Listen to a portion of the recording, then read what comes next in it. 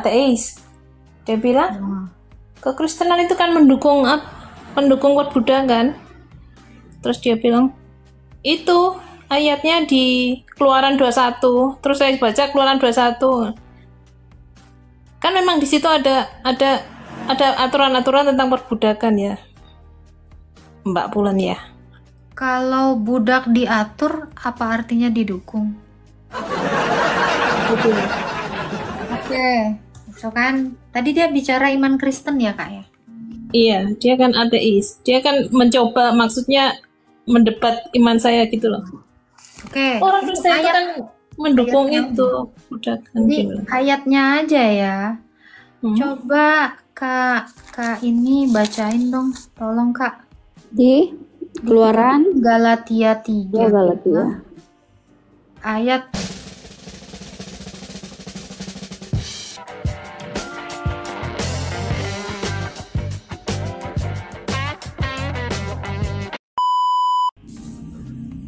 Shalom. Salam kak, silakan kak. Iya Mbak Pulen. Ini saya mau tanya, saya kan punya temen itu apa?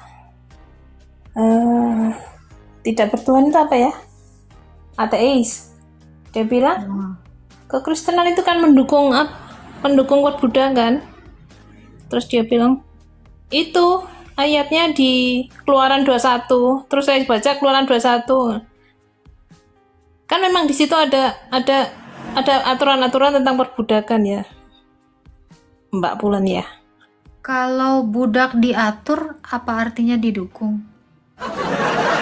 Betul. Oke, so kan tadi dia bicara iman Kristen ya kak ya?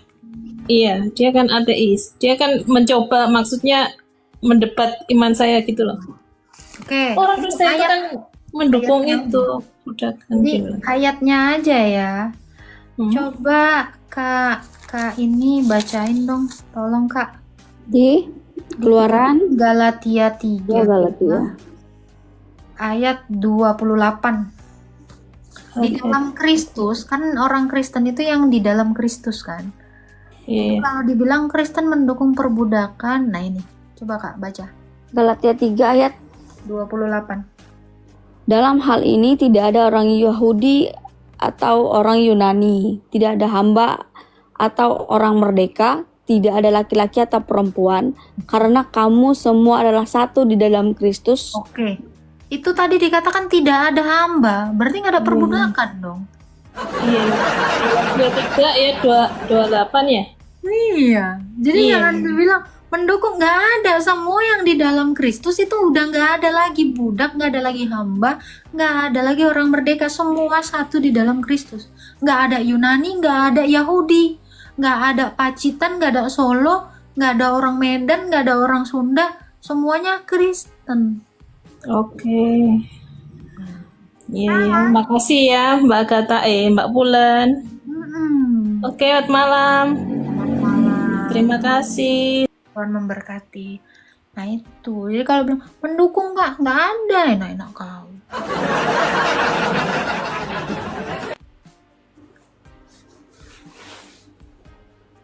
Betul ya. Jadi kalau ada orang Kristen sok ke Yahudian, dia nggak baca ayat itu. Jadi kalau ada orang Kristen ke Yunanian, dia nggak baca ayat itu.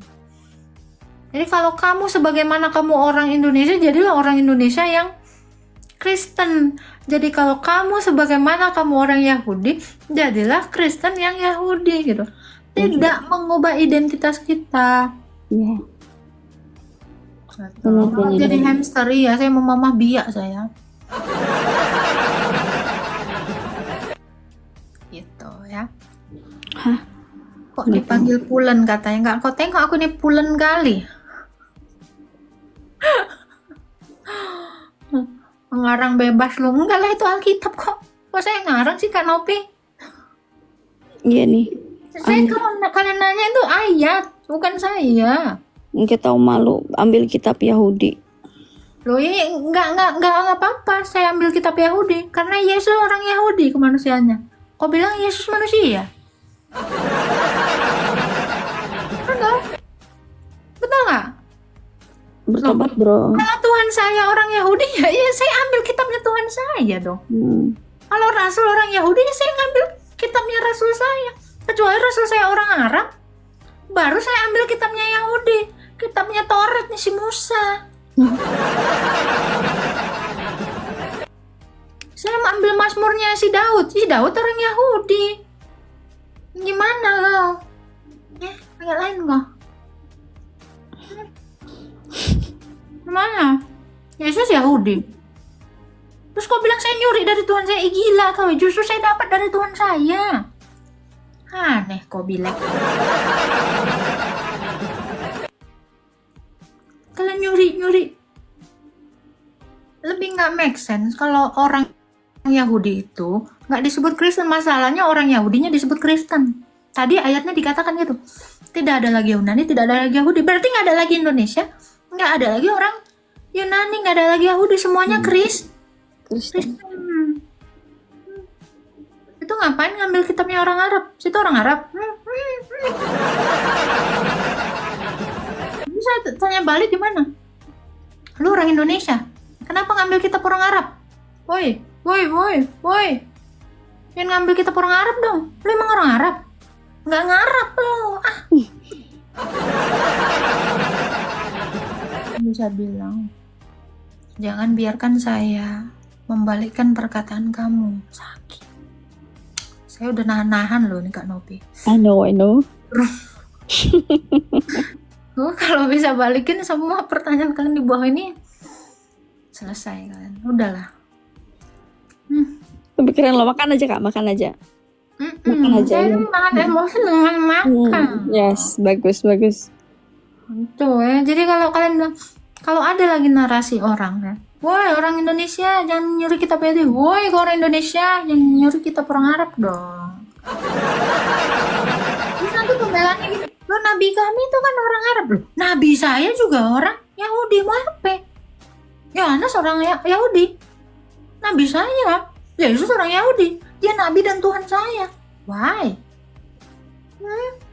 Marah. Pulen banget ini. Asinan. Asem. Anjir, otak gue ngeri banget bangke.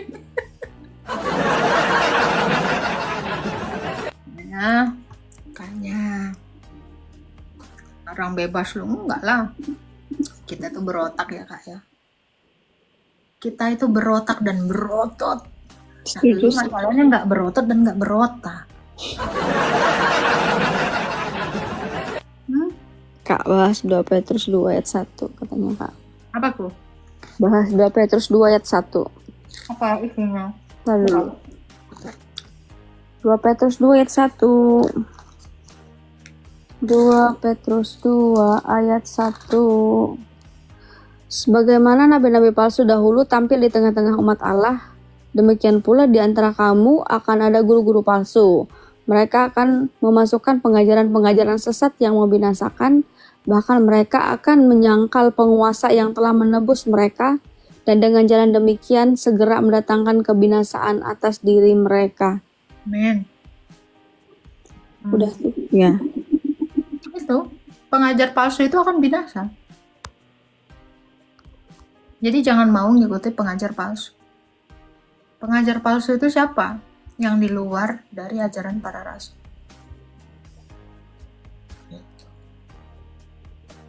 Apa sih pengajaran guru-guru palsu itu? Yang dia hanya mengajarkan sesuai dengan keinginannya saja. Banyak sekarang ini orang itu mengajarkan sesuatu sesuai dengan kehendaknya sendiri, tetapi tidak tunduk kepada Alkitab, tidak tunduk kepada apa yang diajarkan gereja mula-mula. Ini itu yang saya maksudkan kemarin Kak. Kenapa saya mempertanyakan tentang Roh Kudus, karena kan kebanyakan yang kelihatan sekarang itu kita menafsirkannya, bukan kita ya, mereka menafsirkannya tuh ya kayak maaf, tidak mendiskreditkan siapapun dengan sesuka hati seperti itu. Maksudnya kayak ya Roh Kudus tadi, intinya Roh Kudus tadi. Jadi kayak gitu. Menurut mereka gitu loh. Itu yang kemarin saya tekankan. Sebenarnya pekerjaan Roh Kudus di kita itu apa sih Kak? Saya tanyakan kayak gitu kan. Terus kakak bilang untuk menginikan para sebagai roh penolong. Oke, para rasul.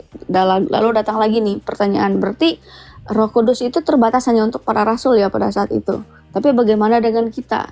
Terus saya buka ayat-ayat ada di dalam Galatia berapa itu, buah roh 23 ya, 5 ayat 23 ya. Nah itu mungkin itu saya tercerahkan di situ kali ya, karena saya ngelihatnya memang hal-hal yang demikian itu akhir-akhir ini itu yang rame gitu.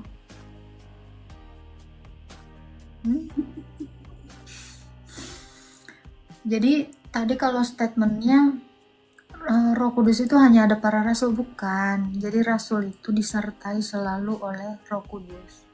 Roh Kudus itu hanya bisa kita terima kalau kita menerima baptisan yang tersanat sampai ke para rasul. Mungkin ada yang mengerti di sini karena belajar. Tetapi apakah mereka belajar dengan bimbingan Roh Kudus? Karena Roh Kudus itu menginsapkan. Ketika kita belajar dan kita mengerti, namun kita tidak mengaplikasikan pengajaran itu, artinya roh itu tidak berbuah di dalam diri kita. Artinya minyak itu, makanya dibilang kita itu harus seperti perempuan-perempuan yang selalu menyediakan minyak menantikan mempelai laki-lakinya. Itu 5 gadis bodoh dan 5 gadis bijaksana itu kan ya. Itu yang dimaksudkan Roh Kudus, supaya pelita itu tetap hidup di dalam kita, supaya Roh Kudus itu tetap hidup di dalam kita. Kita harus terus menghidupkan Roh Kudus itu. Supaya apa? Pelitanya Yesus itu tetap ada di dalam diri kita. Jadi bagaimanakah orang Kristen yang tidak mengerti, yang tidak belajar, udahlah dia nggak punya pelita, dia nggak punya Roh Kudusnya, nggak punya minyaknya juga. Ada juga jenis orang Kristen yang dia punya pelitanya namun tidak punya minyaknya karena dia tidak menghidupinya dengan pekerjaan-pekerjaannya. Jadi bagaimanakah kita yang orang Kristen itu bersiap sedia menantikan mempelai kita? Ya kita harus menjadi seperti 5 gadis bijaksana itu. Siap sedia sebagaimana pelita itu harus tetap hidup sampai mempelai itu datang dan dia melihat kita dan kita akan diboyong oleh mempelai laki-laki. Sementara mempelai perempuan 5 gadis yang bodoh itu, ya bagaimana mempelai itu melihat dia, orang dia gelap, ya kan? Dia nggak akan mungkin dipilih. Yang dipilih pasti yang terang tadi. Seperti itu. Jadi ada orang Kristen yang mengerti, tapi dia hanya bisa mengajar, namun dia tidak mengaplikasikan. Seumpama dia punya pelita, tetapi tidak terus-terusan meminyakinya. Benar. Nah, jadi saya tidak melihat Alkitab itu sebagai perumpamaan, tetapi saya melihat itu hidup di dalam diri saya. Makanya kenapa orang Kristen itu harus penuh kepalanya dengan pengajaran supaya turun ke hatinya dan itu berbuah. Jadi perbuatan. Jadi kalau ininya kosong, apa yang mau dia lakukan? Nggak turun ke hatinya. Makanya ajaran kekristenan ini, saya ini baru dapat kulit. Mau belajar ilmu makrifat apa segala macam, ini lebih luas lagi. Kalau kamu setiap hari ke gereja, kamu akan menemukan terus ajaran-ajaran yang bagus itu. Ajaran yang benar-benar diajarkan para rasul itu.